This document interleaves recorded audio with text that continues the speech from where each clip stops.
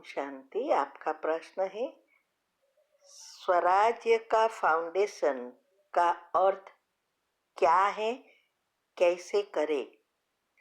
उत्तर है, स्वराज्य स्व मना आत्मा और राज्य मना इस देह में आत्मा के हाथ में सारे कंट्रोल हो, वो राज्य करे।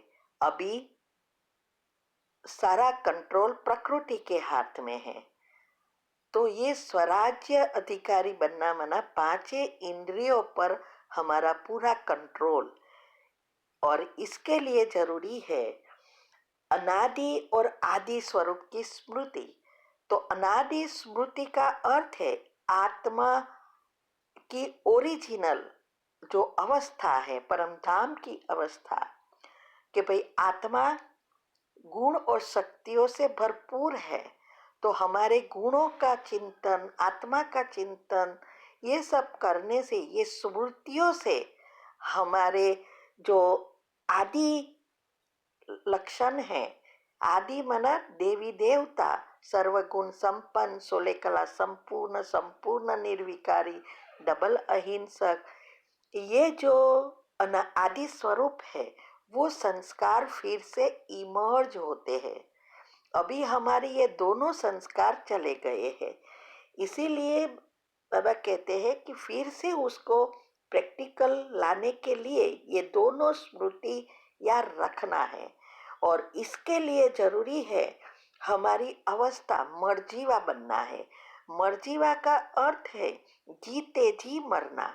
जैसे कोई व्यक्ति मर जाता है तो उसके लिए जो चीज जहाँ है वहां पड़ी, कोई चीजों से कोई लगाव या कोई अटैचमेंट नहीं रहता, और सारी बातें भूल जाते, दूसरे जन्म में नए सर से शुरू होता। ऐसे ही जब हम शूद्र से ब्राह्मण बनते हैं, माना कलयुग में हम शूद्र है, और फिर जब परमात्मा के बच्चे ब्राह्मण बनते हैं तो हमारा शूद्रपन की मौत हो जाती है। माना हमें ये भूलना है कि हमारे जो भी संस्कार है शूद्रपन का, वो खत्म करना है। और ब्राह्मण का जो भी संस्कार, बाबा ने जो भी बातें बताई है, तो वो ब्राह्मण जीवन हमें जीवन में अपनाना है। इसीलिए ब्रह्मचारी बनना है। तो अगर एक भी चीज अभी तक याद रहती है तो समझो अभी तक हम मर्जीवा नहीं बने, तो जीते जी मरना है। तो इसके लिए ही ये सारा पुरुषार्थ है। तो जे बाबा ने अच्छी रीति समझाया कि जैसे वो जब इस सृष्टि पर सृष्टि परिवर्तन करने के लिए आते हैं और देह का आधार लेते हैं, लेकिन उसको कोई अटैचमेंट नहीं रहता। जो बताना है वो बता देते हैं, साक्षी दृष्टा होकर सब कुछ देखते हैं। हमें तो हमारा घर का ही होता है, लेकिन उसको तो सारे विश्व की आत्माओं का सभी चीज देखना होता है।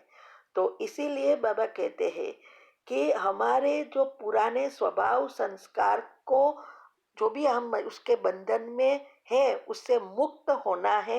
हिसाब किताब चुकतू करना है। चाहे वो कितने भी कड़े संस्कार हो, चाहे कितने भी कड़े हमारे साथ संबंध है, उसको प्रेम से युक्ति युक्त हिसाब किताब चुकतू करना है, और ऊपर से कर्म बंधन को संबंध में परिवर्तन करना है। तो निर्बंधन बनते जाना है। तो इसके लिए बाबा कहते हैं जितनी आपकी आत्मिक स्मृति नेचुरल होगी, उतनी आप निर्बंधन होते जाएंगे, साक्षी दृष्टा होता जाएंगे। तो सारी विधियां हमने बताई है। संपूर्ण संतुष्टता, कोई भी चीज, वस्तु, व्यक्ति, वैभव कुछ भी ना खींचे, ना हमारे पुराने संस्कार खींचे। हमारे गुण एक्टिव हो जाए, साते चक्र के लेयर्स बदल जाए, ये यही सबका पुरुषार्थ है। तब आत्मा स्वराज्य अधिकारी बन सकती है। उसके हाथ में सारी इंद्रियां कंट्रोल में आ जाती है। जैसे आज सबको अच्छा बनना है, लेकिन बन नहीं सकते क्योंकि इंद्रियों कंट्रोल में नहीं है। सोचते हैं कि मुझे ये नहीं करना चाहिए, लेकिन हो जाता है। तो जब हमारी इंद्रियों आत्मा के वश में आ जाती है, तो ऑटोमेटिक हम जो चाहे वही खाएंगे, जो चाहे वही सोचेंगे, जो चाहे वही करेंगे। ये सब आधार इंद्रियों पर है। इसीलिए हमने यूट्यूब पर भी रखा है कि 7 पत्ते का बिली पत्र और 11 आध्यात्मिक रीति से क्या है, कैसे करनी है, सब बताया है। वो रोज करनी है। और योग की पहली अवस्था बहुत महत्व की है। वो करने का पूरा पुरुषार्थ करना है। उसमें हमने बताया है कि क्या क्या करना है, रोज वो करना है, तब ये अवस्था आ जाएगी। तो अनादि स्वरूप का, अनादि स्थिति, अपने ओरिजिनल गुण की स्मृति रहे कि मैं आत्मा इस हाथ द्वारा काम कर रही हूँ, मैं आत्मा ये देख रही हूँ। ऐसी स्मृति बोलने की बात नहीं है, सिर्फ अनुभव में लाना है, स्मृति में रहना है। तो इसके लिए हम जितना अपने को परिवर्तन करेंगे, सब हमें सहयोग देंगे, हमारे अनुसार चलेंगे। तो पहले हमें अपने आप को बदलना है, आत्मा में शक्ति भरना है। ठीक है। ओम शांति। आपका प्रश्न है, किसी आत्मा जिसके लिए मैं योग करती हूँ, योग का प्रयोग 2 साल से हिसाब किताब चुक कर किए हैं, अभी वो आत्मा मुझे परेशान नहीं करती है और अपनी लाइफ में वो खुश है, योग के प्रभाव हुआ है। लेकिन क्वेश्चन यह है कि क्या मैं और समझूं कि अब हमारा हिसाब किताब खत्म हुआ, अब वो कभी मेरी लाइफ में प्रॉब्लम नहीं करेगी, ये फिर से वो आत्मा आ सकती है? उत्तर है, देखो, कोई भी हिसाब किताब है वो फिनिश हो गया है ये कहना मुश्किल है, क्योंकि कौन सा जन्म के हिसाब किताब है वो हमें नहीं पता है। हमने इस जन्म का खत्म किया जो अभी हमारे साथ जुड़ा था। तो हमारे साथ जिसका भी नजदीक का संबंध है, उसके साथ हमारे कितने सारे कर्म होते हैं। तो जैसे घर में पति पत्नी है और वो भी योग के प्रयोग करते हैं, तो इसके समय वो परिवर्तन हो जाते, सब कुछ हो जाते।